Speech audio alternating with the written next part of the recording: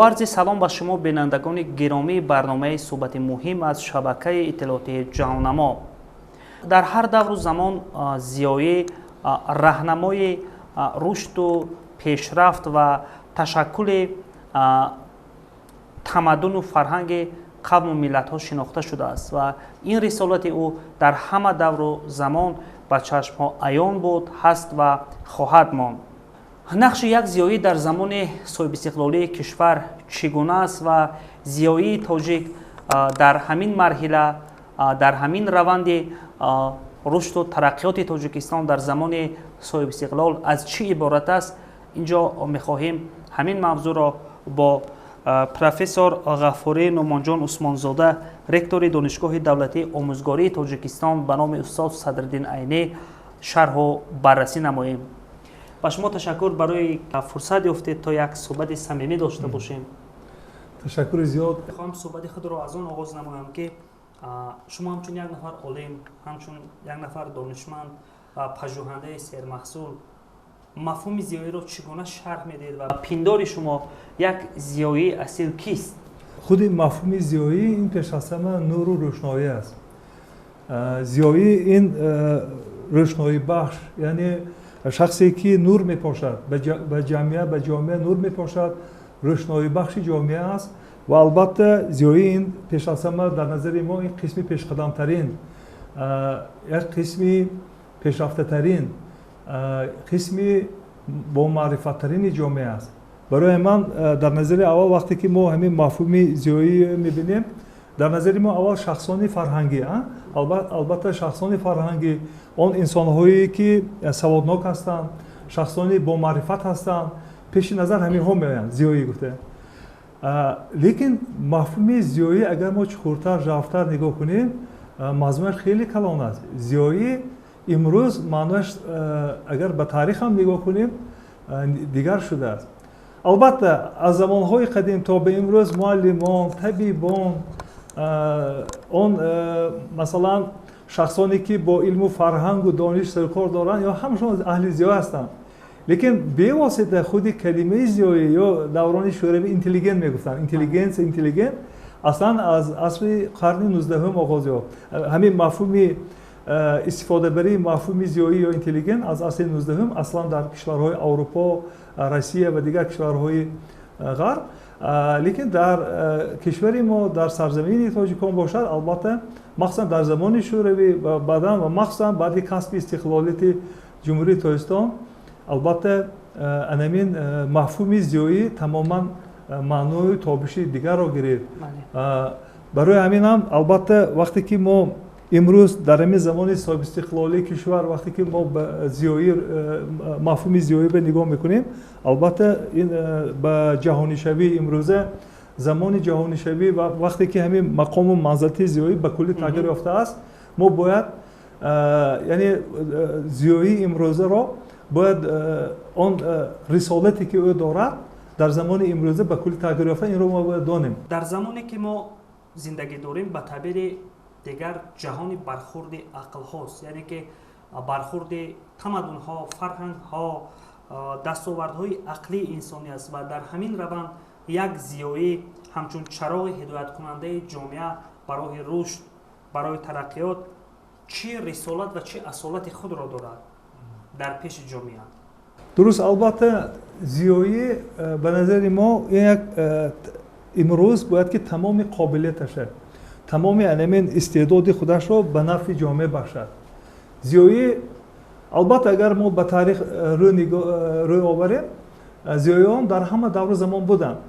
مخصوصا در آخر قرن 19 در مثال معارف پروران تاجیک یا در آغاز سده 20 در مثال جدیدان، روشنفکران، تجدد خواهان تاجیک دیدن ممکن است.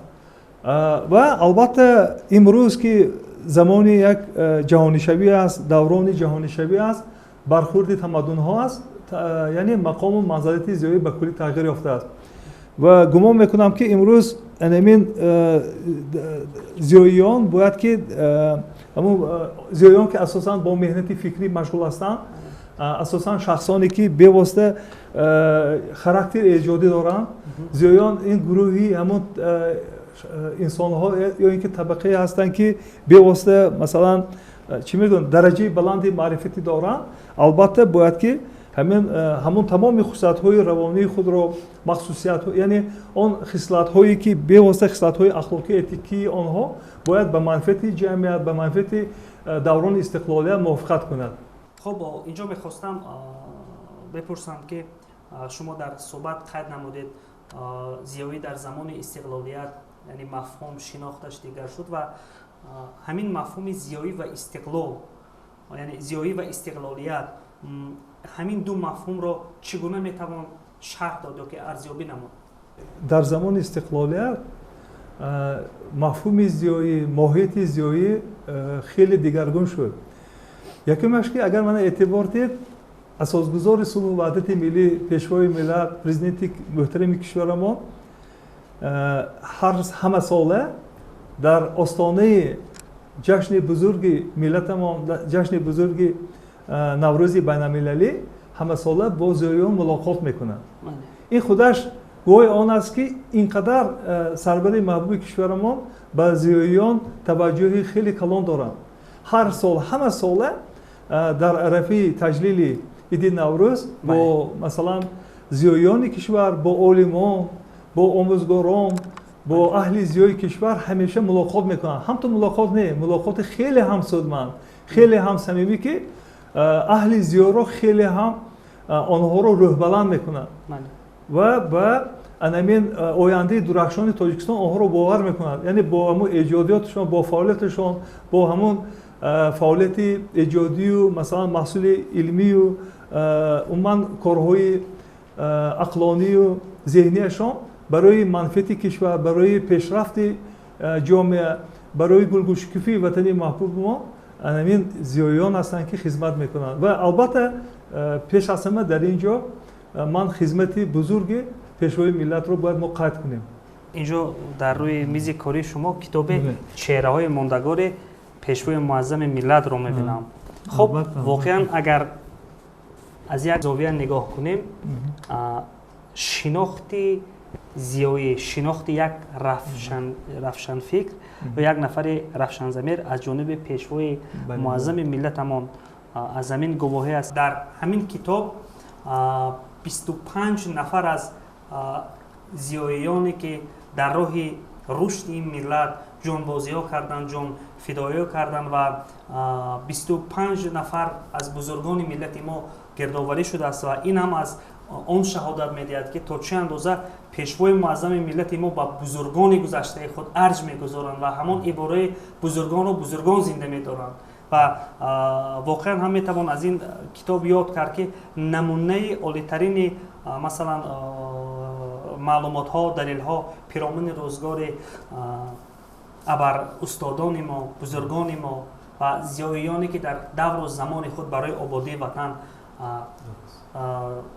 خدمت کردند کوشش کردند و در همین زاویه میخوام بپرسم که جناب عالی پیشوای معظم ملت در یک ملاقات خود با اهل زیایی مملکت ذکر نمودند که رشد و انکشاف جامعه از زیاییان از الیت ذهنی جامعه وابستگی دارد و به اندیشه شما این مفهوم را چگونه میتوان فهمید؟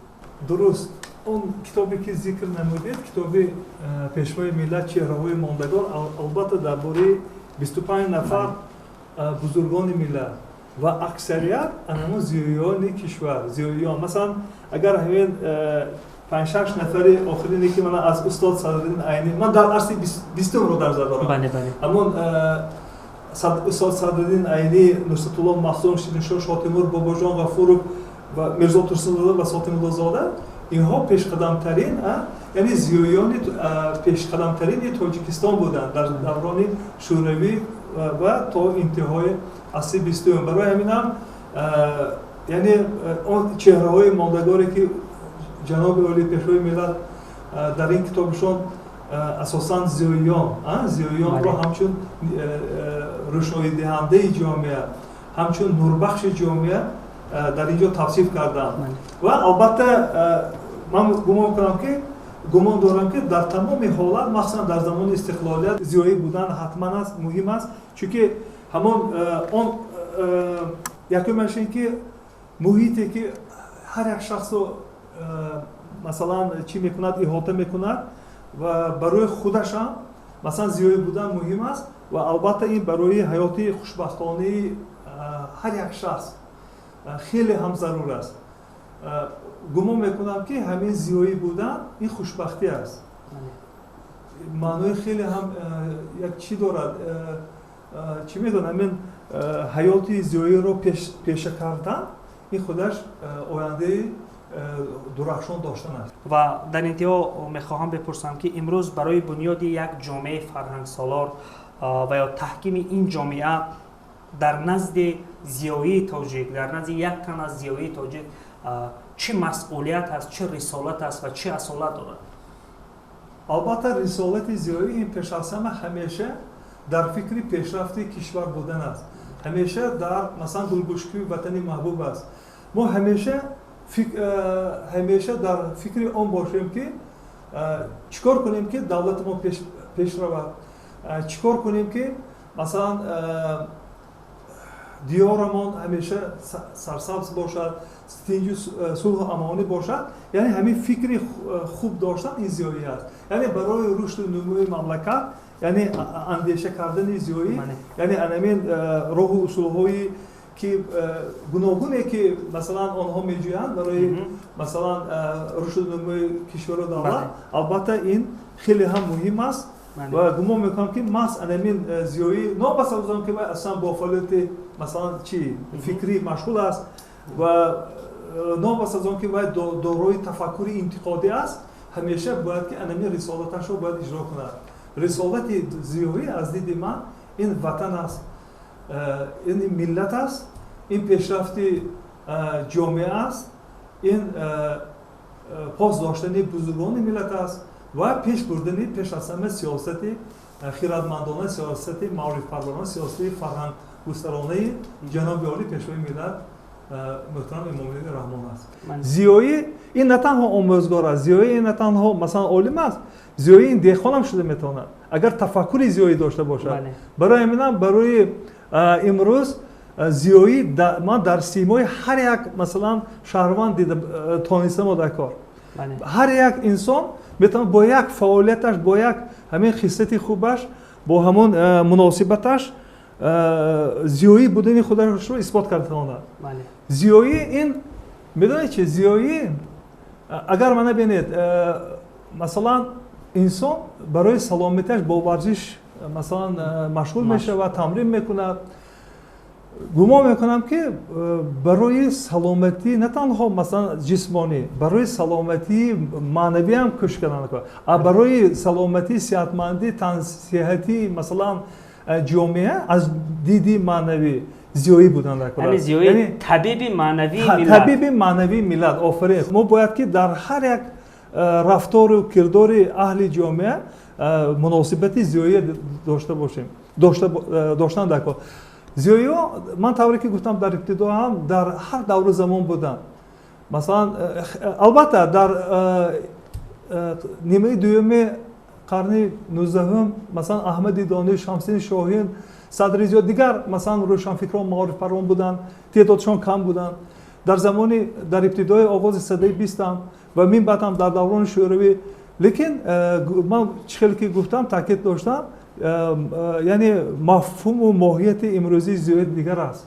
زیایی باید اکثریت شدنشان در کار، نه اقلیت.